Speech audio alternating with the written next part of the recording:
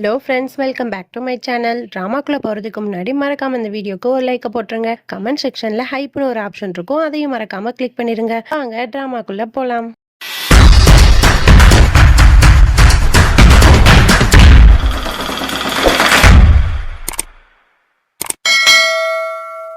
Starting சீன்ல நம்ம தியாவை தான் காட்டுறாங்க. அவ வந்து எல்லாத்தையும் பேக் பண்ணிட்டு இருக்கா. அப்ப ரதன் சிங்கோட போட்டோவை பார்த்து ரொம்ப ஃபீல் பண்ணிட்டு இருக்கா. அப்போ கரெக்டா அந்த இடத்துக்கு ரதன் சிங் வந்தோன்னா அந்த போட்டோவை தூக்கி பெட்ல வந்து பிடிக்காத மாதிரி வீசிடுறான். உடனே இதை ரதன் சிங் பாத்துடுறான். அதுக்கப்புறம் தியா கிட்ட வந்து சொல்றான், இந்த மாதிரி வந்து உனக்கு ஃபிளைட் புக் பண்ணியாச்சு, இன்னும் 1 ஹவர்ல நம்ம வந்து கிளம்பணும் அப்படிங்கிற மாதிரி சொல்லிட்டு எல்லா திங்ஸுமே வந்து தியாக்கு பேக் பண்றதுக்காக எடுத்து கொடுத்துட்டு இருக்கான். அப்போ உடனே ரதன் சிங் சொல்றான், தியா நம்ம 2 பேரும் ஒரு கேம் விளையாடலாமா? 2 பேருமே ஒருத்தருக்கு ஒருத்தர் கண்ணை வந்து பார்த்துட்டே இருக்கணும். யார் அது ஃபர்ஸ்ட் வந்து பார்க்க முடியலன்னு தள்ளி போறாளோ அவங்க தான் அவுட். ஓகேவா? அந்த கேம் விளையாடலாமா அப்படிங்கிற மாதிரி சொன்னோன்னே தியா வந்துட்டு, எனக்கு வந்து இப்போ இந்த ஸ்டூப்பிடான கேம் விளையாடுறதுக்குலாம் டைம் இல்லை, நான் வந்து ஊருக்கு கிளம்பி ஆகணும் அப்படிங்கிற மாதிரி சொல்லிட்டு அந்த இடத்த விட்டு போறா. போயிட்டு அந்த ஹாலுக்கு போயிட்டு இங்க நம்ம எப்படிலாம் வாழ்ந்தோம் அப்படிங்கிற மாதிரி எல்லா மெமரிஸையும் அப்படி நினைச்சு பார்த்து அழுதுட்டு இருக்கா. அதுக்கப்புறம் ரதன் சிங்கை தான் காட்டுறாங்க. அந்த இடத்துக்கு சாக்ஷி அக்கா வரா. ரதன் சிங், நான் எல்லா விஷயத்தையும் இப்பதான் கேள்விப்பட்டேன், நீ வந்து தியாவை விட்டுறாத, அவ வந்து உண்மையில நிறையவே லவ்வா இருக்கா, ஆனா ஏதோ ஒரு காரணத்துக்காக தான் அப்படி இல்லைங்கிற மாதிரி வந்து நடிச்சிட்டு இருக்காளோன்னு தோணுது, அது என்னங்கிறத நீ கண்டுபிடி அப்படிங்கிற மாதிரி சொல்லிட்டு அவளும் அந்த இடத்த விட்டு போயிடுறா.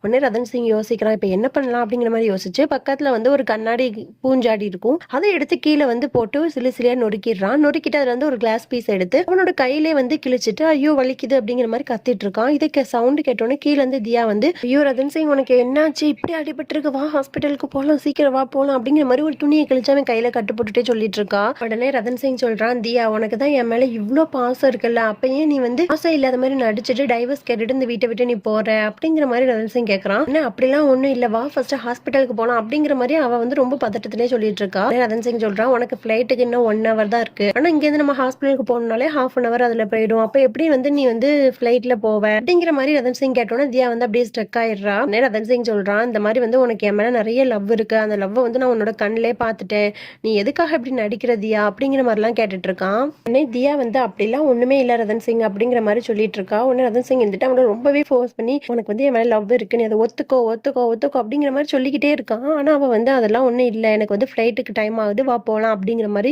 சொல்லிட்டு அந்த இடத்த விட்டு போறா.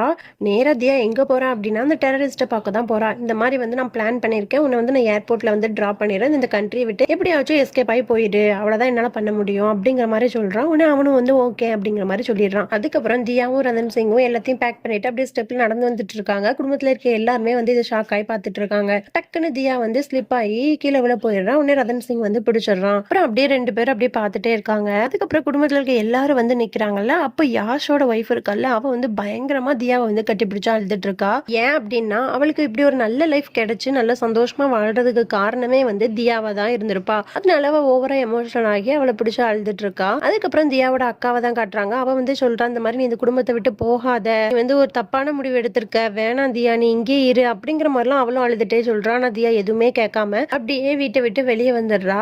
ரதன் சிங் வந்துட்டு கார்ல லக்கேஜ் எல்லாம் வச்சுட்டு தியாவையும் கார்ல உட்கார வச்சுட்டு டோரை க்ளோஸ் பண்ணிட்டு அவன் பாட்டுக்கு போறான். தியா இருந்துட்டு, எங்க போற ரதன் சிங், நீ என்ன வந்து சென்ட் ஆஃப் பண்ண வரலையா அப்படிங்கிற மாதிரி கேட்டோன்னே ரதன் சிங் சொல்றான், நான் இதுக்காக வரணும், நீ தான் வந்து எல்லாரையும் விட்டுட்டு போறல, அப்ப எதுக்கு நான் வரணும் அப்படிங்கிற மாதிரி பேசிடுறான். தியாவுக்கு மனசு ஒரு மாதிரி ஆகிருது. உடனே டக்குன்னு ரதன் சிங் சிரிச்சுட்டு, இல்ல நான் உன்ன வந்து சும்மா கிண்டல் தான் பண்ணேன், நான் வந்து உன்னை வழி அனுப்பாம இருப்பேனா, நான் கண்டிப்பா வருவேன், என்னோட போனை வந்து மேல வச்சுட்டு வந்துட்டு அதை போய் எடுத்துட்டு வரேன் அப்படிங்கிற மாதிரி சொல்லிட்டு அவன் போயிடுவான். உடனே அந்த டெரரிஸ்டும் அந்த கார்ல பின்னாடி தான் உட்காந்துருப்பான். உடனே அவன் சொல்றான், இப்போ உங்களுக்கு ரொமான்ஸ் பண்றதுக்கான டைமா, சீக்கிரம் அந்த இடத்த விட்டு கிளம்புங்க அப்படிங்கிற மாதிரி சொல்லுவான். உடனே அதுக்கு தியா சொல்லுவான், நீ வாயை மூடிட்டு, இந்த கண்ட்ரியை விட்டு அனுப்புறது மட்டும் தான் நீ எனக்கு கொடுத்த வேலை, அதை மட்டும் தான் நான் பண்ண முடியும், நீ கொஞ்சம் வாயை மூடிட்டு பெசாட்டு வா அப்படிங்கிற மாதிரி திட்டி விட்டுறா. அதுக்கப்புறம் ரதன் சிங்கும் வந்துடுறான். தியாவும் ரதன் சிங்கும் அப்படியே கார்ல ஏறி போயிட்டு இருக்காங்க. அதுக்கப்புறம் அப்படியே இங்க வீட்டை தான் காட்டுறாங்க. அங்க வந்து யாஷோட ஒய்ஃப் வந்து சமையல் பண்ணிட்டு இருக்கா. அந்த இடத்துல சாக்ஷி அக்கா வந்து ரொம்பவே பதட்டமா இருக்கா. அதுக்கப்புறம் சாக்ஷி அக்கா கிட்ட வந்து, என்னாச்சு நீங்க ரொம்ப பதட்டமா இருக்கீங்க அப்படிங்கிற மாதிரி எல்லாம் பேசிட்டு இருக்கும்போது டக்குன்னு சாக்ஷி அக்கா வந்து போனை வந்து கை தவறி கீழே போட்டுறா. அவ ரொம்ப பதட்டமா இருக்கதை யாஷோட ஒய்ஃப் நோட் பண்ணிட்டு அவளை ஃபாலோ பண்ணிட்டே போறா. அப்போ சாக்ஷி அக்கா என்ன பண்றா அப்படின்னா ஒரு நகை வியாபாரிகிட்ட போயிட்டு கெஞ்சிட்டு இருக்கா.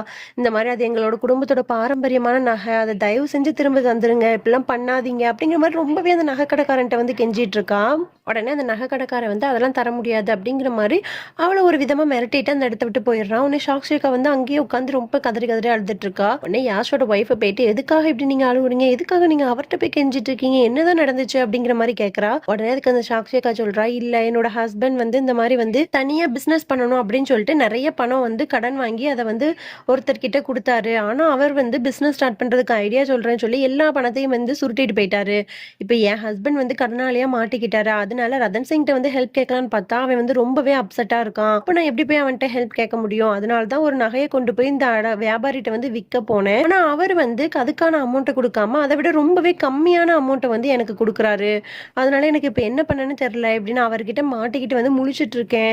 என் ஹஸ்பண்டை நான் காப்பாத்தி ஆகணும் அப்படிங்கிற மாதிரி சொல்லி ரொம்பவே அழுகுறா. உடனே யாஷோட ஒய்ஃப் சொல்றா, நீங்க ஒன்னும் கவலைப்படாதீங்க, அதெல்லாம் ரதன் சிங் யாஷ்டெல்லாம் சொன்னா அவங்க வந்து உங்க சுச்சுவேஷனை புரிஞ்சு உங்களை வந்து காப்பாத்துவாரு, நீங்க கவலைப்படாதீங்க அப்படிங்கிற மாதிரி ஆறுதல் சொல்றா. அதுக்கப்புறம் அப்படியே ரதன் சிங் தியாவை தான் காட்டுறாங்க. ரெண்டு பேரும் அப்படியே கார்ல போயிட்டு இருக்காங்க. அப்ப ரதன் சிங் சொல்றான், எனக்கு இப்போ வரைக்குமே நம்பிக்கை இருக்கு, நீ வந்து என்னை தனியா விட்டுட்டு போக மாட்டே அப்படிங்கிற மாதிரி அப்படின்னு சொல்லிட்டு இருக்கும் போதே டக்குன்னு கார் வந்து பஞ்சர் ஆயிருது. உடனே ரதன் சிங்கும் தியாவும் இறங்கி பாக்குறாங்க. டயர் நல்லாவே பஞ்சர் ஆயிருக்கு. உடனே ரதன் சிங் சொல்றான், இரு டிக்கில வந்து ஏதாவது எக்ஸ்ட்ரா டயர் இருக்கும் நான் மாட்டுறேன் அப்படிங்கிற மாதிரி சொன்னேன்னு. ஏன்னா பின்னாடிதான் அந்த டெரரிஸ்ட் இருக்கான். உடனே தியா சொல்றான், அதெல்லாம் ஒண்ணு வேண்டாம், நீ வந்து வேணும்னே டைம் வேஸ்ட் பண்ண பாக்குற, இந்த காரை வச்சு நம்ம மேனேஜ் பண்ணி மெதுவா வந்து ஏர்போர்ட்டுக்கு போயிடலாம் அப்படிங்கிற மாதிரி சொல்லிட்டு போறாங்க. அதுக்கப்புறமா அவளோட ஃபிளைட் ஏறதுக்கான இடம் வந்துருது. உடனே அங்க வெயிட் பண்ணிட்டு இருக்காங்க. அப்போ உடனே ரதன் சிங் சொல்றான், தியா நான் வந்து இந்த லைஃப் ஃபுல்லாவே உனக்காக வெயிட் பண்ணிட்டு இருப்பேன், உனக்கு வந்து மனசு எப்போ மாறுதோ அப்போ நீ திரும்ப வரலாம், அந்த அரண்மனைக்கு வந்து எல்லா பொறுப்பையுமே நீ ஏத்துக்கலாம் அப்படின்ற மாதிரி ரதன் சிங் சொல்றான். ரொம்பவே எமோஷனலாவே வந்து நிறைய விஷயங்கள் பேசுறான்.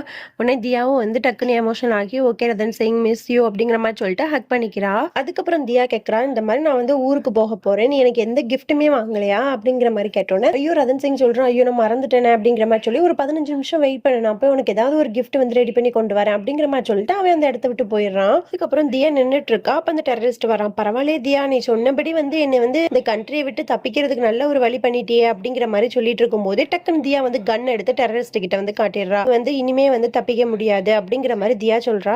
என்ன தியா உனக்கு குளிர் விட்டு போச்சா, ரிமோட் வந்து என் கையில இருக்கு, ரதன் சிங் வந்து பீஸ் பீஸ் ஆயிடுவான் அப்படிங்கிற மாதிரி வந்து அந்த டெரரிஸ்ட் சொல்றான். உடனே தியா கையை காட்டுறா. பார்த்தா அந்த ரதன் சிங் கழுத்துல மாட்டிருந்த அந்த பாம் பொருத்தின செயின் வந்து இவ கையில இருக்கு. உடனே அப்பதான் நமக்கு காட்டுறாங்க, தியா வந்து ரதன் சிங் ஹக் பண்ணிருப்பாள். அப்ப அந்த செயினை வந்து ரதன் சிங்கே தெரியாம வந்து தியா வந்து ரிமூவ் பண்ணிருப்பா. உடனே டக்குன்னு அந்த டெரரிஸ்ட் என்ன பண்றான் அப்படின்னா தியா கையில இருக்க கன்னை வந்து அவன் பிடிங்கி தியாவை நோக்கி பாயிண்ட் அவுட் பண்ணிட்டு இருக்கான். அதுக்கப்புறம் அப்படியே நமக்கு யாஷா தான் காட்டுறாங்க. அவன் வந்து பயங்கரமா அத்தக்காரிட்ட வந்து எதுக்காக இப்படி நடந்துச்சு, எனக்கு ஒண்ணுமே புரியல, அவங்க ரெண்டு பேரும் எப்படியாவது சேர்ந்துதான் வாழணும் அப்படிங்கிற மாதிரி ரொம்ப புலம்பிட்டு இருக்கான். அதுக்கப்புறம் அப்படியே நம்ம ரதன் சிங்கை தான் காட்டுறாங்க. ரதன் சிங் வந்து தியாக்கு ஏதாவது கிஃப்ட் கிடைக்குமா அப்படின்னு சொல்லிட்டு அந்த காட்டுக்குள்ள தேடிட்டு இருக்கான். அப்ப அங்க ஒரு இடத்துல வந்து ஒரு பூ மாதிரி ஒரு விஷயம் இருக்கு. அதை வந்து எடுத்துட்டு இதுதான் தியாக்கு பெர்ஃபெக்டான கிஃப்டா இருக்கும் அப்படிங்கிற மாதிரி சொல்லிட்டு, நம்மளோட செயின் எங்க போச்சு, ஐயோ அது தியா எனக்கு ஆசை ஆசையா கொடுத்தது அப்படிங்கிற மாதிரி அந்த இடத்துல ஃபுல்லா தேடி பாக்குறான். அங்க இல்ல. உடனே டக்குன்னு யாஷ்க்கு கால் பண்ணி, இந்த மாதிரி என்னோட ரூமுக்கு போ, அங்க ஒரு முக்கியமான விஷயம் இருக்கான்னு பாரு அப்படிங்கிற மாதிரி ரூம் ஃபுல்லா வந்து அந்த செயின் இருக்கா அப்படிங்கிற மாதிரி தேட சொல்றான். உடனே யாஷ் வந்து தேடிட்டு இருக்கான். அப்போ உடனே யாஷ் சொல்றான், இங்க வந்து செயின் எதுவும் இல்ல ரதன் சிங், ஆனா ஏதோ ஒரு முக்கியமான லெட்டர் இருக்க மாதிரி இருக்கு அப்படின்னு சொன்னோன்னே ரதன் சிங் சொல்றான், யாஷ் அதை கொஞ்சம் ரீட் பண்ணி காட்டு அப்படிங்கிற மாதிரி சொன்னோன்னே அதை வந்து யாஷ் வந்து ரீட் பண்றான். அந்த லெட்டர்ல என்ன இருக்கும் அப்படின்னா, தியா வந்து என்னெல்லாம் நடந்துச்சோ, அந்த டெரரிஸ்ட் வந்து பிளாக்மெயில் பண்றது, இந்த மாதிரி எல்லா விஷயத்தையுமே ஸ்டார்டிங்ல இருந்து எண்டு வரைக்குமே வந்து தியா வந்து அந்த லெட்டர்ல எழுதி வச்சிருப்பா. இதை எல்லாத்தையும் யாஷ் வாசிக்க ரதன் சிங் கேட்ட உடனே பயங்கரமா ஷாக் ஆகி அழ ஆரம்பிச்சுட்டு தியா எங்க இருந்தாலும் அந்த இடத்துக்கு வந்து ஸ்பீடா ஓடி போறான். ஓகே ஃப்ரெண்ட்ஸ், இதோட நம்ம இந்த பார்ட்டை முடிச்சுக்கலாம். நாளைக்கு பார்க்கலாம். பாய். மறக்காம சர்ப்ரைஸ் பண்ணுங்க. தேங்க்யூ.